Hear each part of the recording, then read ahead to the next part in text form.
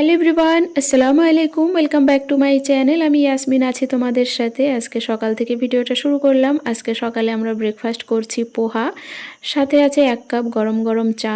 যদিও চা আমরা রোজকার দিনে বানাই না, কখনো মনে হলো বানিয়ে নিলাম। আর এই যে পোহা চিড়ে দিয়ে তৈরি একটা খাবার, এটা খেতে দারুণ লাগে। এটা আমি তো আমার ভীষণই পছন্দ এটা।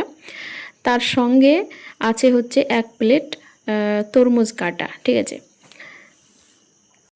তারপরে ব্রেকফাস্ট করার পর ইয়াসিনের পাপা গিয়েছিল মার্কেটে। সেখান থেকে দেখো কত বড় একটা মাছ কিনে নিয়ে এসছে।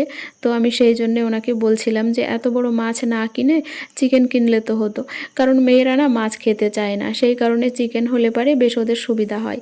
তারপরে দেখো গতকালকে আমরা মার্কেট থেকে এই যে আর্টিফিশিয়াল গ্রাসটা কিনেছি। এটা ব্যাকগ্রাউন্ডের জন্য খুব কাজে লাগবে, যেহেতু প্রমোশন ভিডিওগুলো বানাতে হয় তার কারণে এটা লাগিয়েছি। আর প্রমোশন ভিডিও যদি তোমরা দেখতে চাও তাহলে হচ্ছে আমার এই যে ভিডিও ডেসক্রিপশন বক্সে তোমরা দেখবে আমার হিন্দি চ্যানেলের লিঙ্কটা দেওয়া থাকবে। আর আমি এখানেও মেনশন করছি, আমার এই হিন্দি চ্যানেলে তোমরা গেলে কিন্তু সেই ভিডিওগুলো তোমরা প্রোডাক্টের ভিডিও দেখতে পাবে। আর এই বেডশিটটা কিনে এনেছিলাম, কেমন হয়েছে তোমরা অবশ্যই জানাবে। হোয়াইট কালারের বেডশিট কিন্তু আমার বেশ পছন্দ, বিশেষ করে গরমের সময়তে।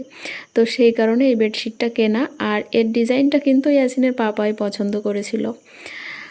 তো এইভাবে সকাল থেকে সারাদিন কি কাজ করি সেটা ভিডিওর মাধ্যমে তুলে ধরাই হচ্ছে আমার কাজ। আর আজকে আরও বেশি মনটা খুশি লাগছে যে আমার মনের মতো একটা বেডশিট পেয়েছি, আর তার সাথে ম্যাচিং করে একটা নাইটিও কিনেছিলাম। তো সেটা তোমাদেরকে এখন আর দেখাচ্ছি না। আর এই যে কার্পেট আর আর্টিফিশিয়াল গ্রাসটা কিনে আমার খুব উপকার হলো, নাহলে ব্যাকগ্রাউন্ড অতটা ভালো হচ্ছিল না ভিডিও বানানোর জন্য। তো যেখান থেকে আমি 2 পয়সা আর্নিং করব, তার জন্য তো আমার 2 পয়সা খরচও করতে হবে অ্যাট ফার্স্ট, তাই না? তো খুব বেশি খরচ না করে ছোটোখাটো খরচের মাধ্যমেও কিন্তু টাকা ইনকাম করা যেতে পারে। আর সবচেয়ে বিষয় একটা যেটা আমি বলতে চাই সেটা হচ্ছে মেয়েদের কিন্তু স্বাবলম্বী হওয়াটা ভীষণ জরুরি।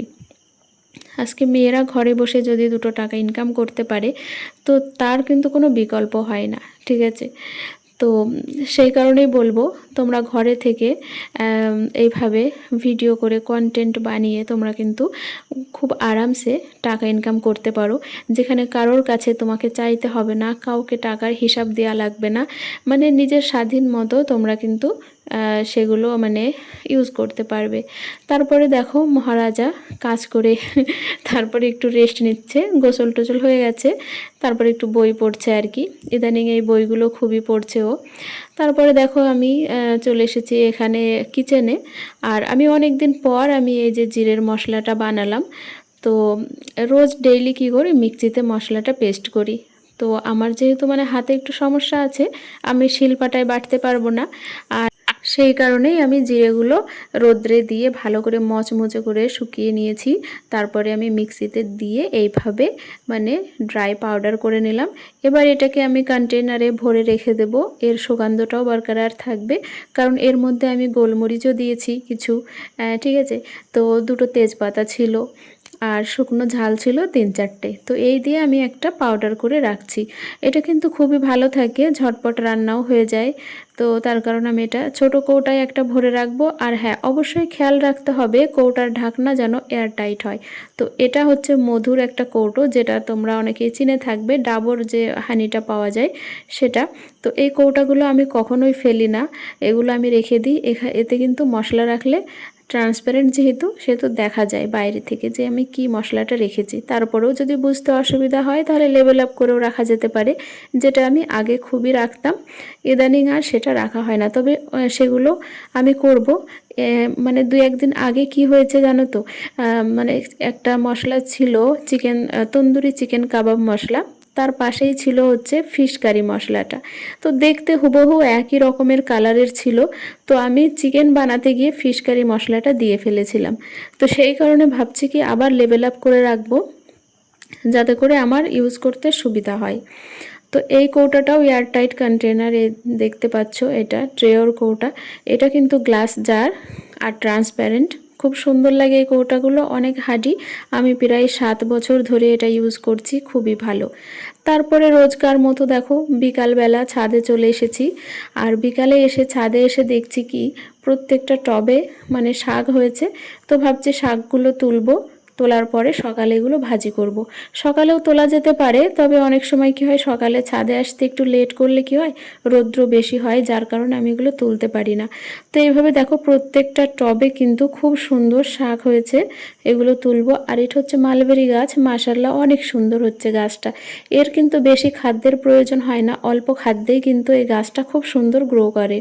তারপরে দেখো ঝাল গাছগুলো খুব ভালো গ্রো করছে, আর বৃষ্টি হয়েছে তো তার কারণে গাছগুলো বেশ সুন্দর হয়েছে।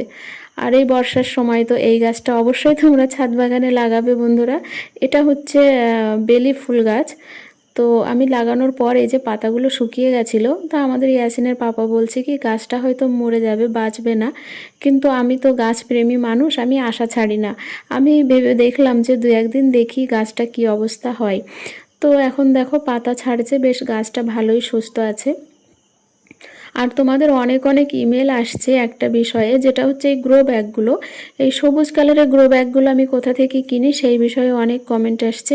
তো এই গ্রো ব্যাগগুলো আমি অনলাইন থেকে কিনি, আর লিঙ্ক আমি দিয়ে দেবো এই ভিডিওর ডেসক্রিপশন বক্স, তোমরা চেক করলে ওখানে কিন্তু তোমরা পেয়ে যাবে। এখানে দেখো কুমড়ো গাছ উঠছে, মানে চাল কুমড়ো যেটা, লাউ গাছ, মানে অনেক রকমের সবজি আমি ছাদে লাগিয়েছি। তোমাদেরও যদি ছোটোখাটো একটুখানি ছাদ বাগান থেকে থাকে তোমরা কিন্তু এইভাবে সবজি চাষ করতে পারো, তাতে করে কেমিক্যাল মুক্ত সবজি তোমরা খেতে পারবে। অসময়ে কোনো সময় এমন হতে পারে যে মার্কেটে যেতে পারছো না বা সময় নেই, তখন কিন্তু ছাদ বাগান থেকে সবজি সংগ্রহ করে তোমরা কিন্তু সেটা খেতে পারো। তো এখানে একটা সিম গাছ হয়েছে, এটা আমি তুলছি না, দেখি সিম হয় কি না। অসময়ে সিম হলে তো দারুণ একটা ব্যাপার, তাই না? তো ওই জন্য আমি ওটাকে তুলছি না। তারপরে দেখো ঝিঙে গাছটাও বেশ ভালোই বড় হয়ে গেছে, কটা ঝিঙেও এসেছে, দেখি ক্যামেরায় আসে কি না।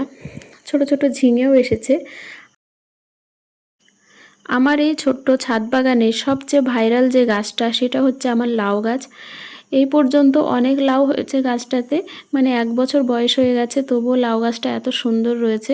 এখন যেহেতু বর্ষা আসতে শুরু হয়ে গেছে, তো ভাবছি কি ছাদের উপরে যে লাউ গাছগুলো আছে সেগুলো আর রাখবো না, ওগুলো তুলে নেব, মানে এই যে মাচাটা বানিয়েছি সেখানে তুলে নেব। আর এই যে টমেটো গাছটাও আজকে ওঠাবো, কারণ টমেটো সব পেকে গেছে। তো এইভাবে এই মাচায় যে ডগাগুলো উঠবে সেগুলো রাখবো, আর যেটা মানে ফ্লোরে যেটা আছে সেগুলো তুলে ফেলবো, মানে কেটে দেবো, নাহলে কি হবে ছাদটা ভিজে থাকবে, ছাদ নষ্ট হয়ে যেতে পারে।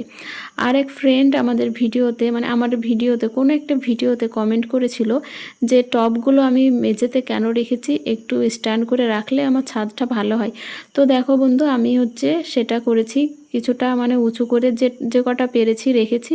বাকি এখনও মানে লোহার যে স্ট্যান্ড সেগুলো আমি মানে সংগ্রহ করতে পারিনি, তবে সেগুলো আসলে বাকি যে টবগুলো নিচেই আছে ফ্লোরে সেগুলোও রেখে দেবো।